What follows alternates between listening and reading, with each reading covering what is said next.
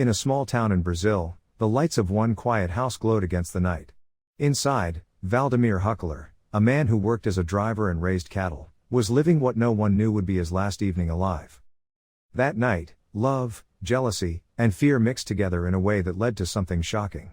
A decision was made, one that wouldn't just end a marriage, but would break apart an entire family. By the next morning, Valdemir was gone. For his children, it didn't make sense. He was a hard-working man with dreams and plans for the future. But within hours, rumors spread, police began searching, and a mystery started to unfold. What really happened in that house on November 14th? And how did a family story turn into one of betrayal and tragedy? Now, let's get into today's case. Valdemir Huckler was born in Brazil in 1979, though the exact date is uncertain. He grew up in a large family and learned the value of hard work from a young age. As an adult, people in his community knew him as kind and dependable. He worked as a driver and also raised cattle in the countryside. He married Jeanette, the woman he loved, and together they had two sons, Jonathan and Mateus. Their home seemed happy. But when Mateus was just a baby, everything changed. Valdemir confessed to Jeanette that he had another relationship, and another child. The woman was Claudia Fernandez Tabarez, a former teacher who once worked with dairy cattle. She had given birth to a daughter, Gabriela, just months after Mateus was born. The truth devastated Jeanette. But even though the betrayal cut deep, she didn't divorce him. She held on to hope that one day he would return fully to their home. For a while, Valdemir moved in with Claudia to care for their daughter. Claudia left her work behind to focus on raising Gabriela. Things grew complicated. The children, Jonathan, Mateus, and Gabriela, actually played together and built innocent sibling bonds. But between the adults, the tension never stopped. Jeanette's life became a nightmare. Claudia refused to let her family have peace. She followed them on the streets, spied on them, and disrupted their routine. Once, as Valdemir drove Jeanette and the kids to her mother's birthday party, Claudia followed them in her car. Jeanette even had to duck down in her husband's vehicle to avoid being seen.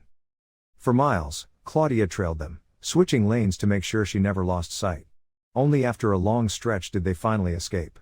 Jeanette later described the chase as pure madness. Claudia also showed up uninvited at private homes where Valdemir and Jeanette were spending time with friends. Sometimes her arrival forced Valdemir to hide. Her obsession only grew. She couldn't stand that Valdemir still saw Jeanette, her rival. She harassed them at home too. Claudia called their house constantly. Since caller ID wasn't common, whoever picked up, even Jeanette's mother, was met with threats and insults.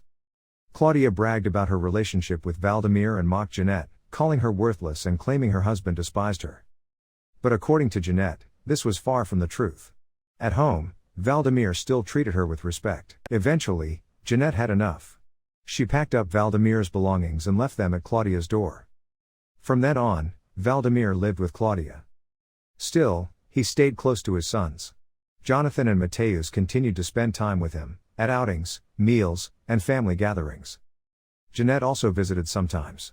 Even though things were tense, Valdemir always treated her kindly. Over time, the fractured family found a fragile balance. Sometimes they even held barbecues together. In those moments, Valdemir's humor and laughter brought joy to everyone. Jonathan grew up, started his own family, and visited monthly. Mateus did the same. Gabriela, however, moved out at 18. She grew distant from her father but remained close to Claudia. By mid-2022, after years of complications, Valdemir and Claudia finally married. At the same time, tragedy struck. Valdemir's father died. The inheritance caused bitter tension among siblings. Despite the drama, Valdemir remained financially stable. He worked as a driver, collected a pension, raised cattle, and dreamed of buying more land for his children's future. In early November 2022, Jonathan, his wife, and their 3 children visited Valdemir and Claudia's home. Jonathan didn't trust Claudia, he saw her as strict and controlling. But to keep peace, he kept things polite. That weekend felt normal. Friends came over, they laughed, ate, and told stories late into the night. Jonathan's family even slept over. But by the following week, things took a dark turn. On Tuesday, November 15th, Valdemir failed to show up for work. This was unusual for a man known for his punctuality. His co-workers contacted Claudia. She said she didn't know where he was. Hours later, she reported him missing. Jeanette and the sons didn't hear from Claudia directly. Instead, a family acquaintance called them with the news. Jonathan panicked, fearing his father had collapsed or been in an accident. He and his family searched rural areas but found nothing. Rumors spread. Some said maybe Valdemir had taken his own life. But his family rejected this. He had money, dreams, livestock, and, most of all, children he loved. Suicide made no sense. They thought maybe he had left home temporarily to escape tension with Claudia. But no one imagined the horrifying truth. Jonathan and his wife visited Claudia's home to support her during the search. By then, the place was crowded with police, firefighters, and neighbors. Jonathan checked his father's phone for clues. Nothing explained the disappearance. Claudia told everyone the weekend had been normal. They ate pizza with friends, spent Sunday together, and nothing unusual happened. Her story seemed reassuring. That night, Jonathan and his wife stayed over. Claudia refused to sleep in her bedroom, choosing the sofa instead. She said she wanted to be awake in case her husband returned. From the sofa, she had a clear view of the refrigerator. When Jonathan went to get water, Claudia reacted oddly, as if opening the fridge unsettled her. He brushed it off as stress. But over the next few days, Claudia guarded the refrigerator closely. She wouldn't let anyone else open it. She insisted on serving all food herself. It was strange. Very strange. On Saturday, November 19th, Claudia was called to the police station to give a statement. Officers noticed marks on her body that looked like injuries from a struggle. She agreed to forensic testing. But after leaving the station, she disappeared. Around the same time, a neighbor came forward with a strange detail. He said Claudia's freezer was usually empty. But now, it looked full of food nobody had seen her buy. Police decided to investigate. When they opened the freezer, they found bags of food stacked on top of each other. And underneath, the truth. Hidden in the freezer was the lifeless body of 43-year-old Valdemir Huckler. Investigators believed Claudia had emptied the freezer, placed his body inside, and covered it with food to hide the crime. The discovery shocked the community. Within hours, a warrant was issued for Claudia's arrest. But before police could hunt her down, Claudia turned herself in. She even recorded a video for social media, saying she would face justice. During interrogation, Claudia admitted to killing her husband. She claimed she acted in self-defense. She said Valdemir had constantly threatened her life. According to her, on the night of November 14th, she gave him a sleeping pill. Once unconscious, she tied his arms and legs like livestock, using skills she learned working with cattle. Then, she suffocated him with a plastic bag. She claimed she hesitated but continued because she feared for her life and her daughter's safety. Afterward, she said she felt something she hadn't felt in years: freedom. Her lawyer painted her as a victim of abuse. Claudia repeated her story on TV, saying it was either him or her.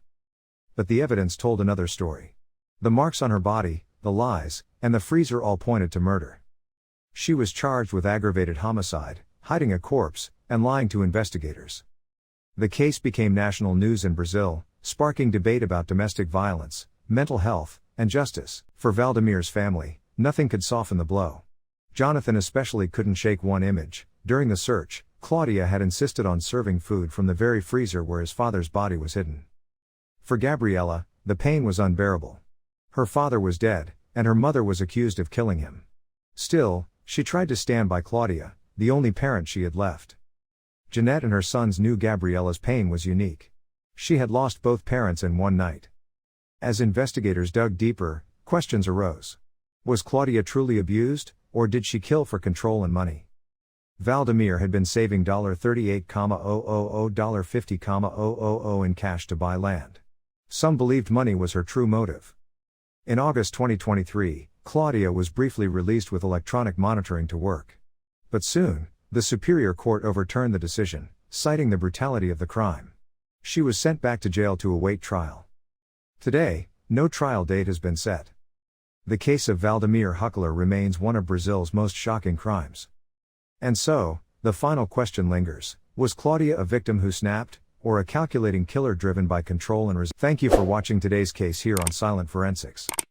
If you enjoy true crime stories told with detail and clarity, make sure to hit that subscribe button and turn on the bell so you never miss our next video.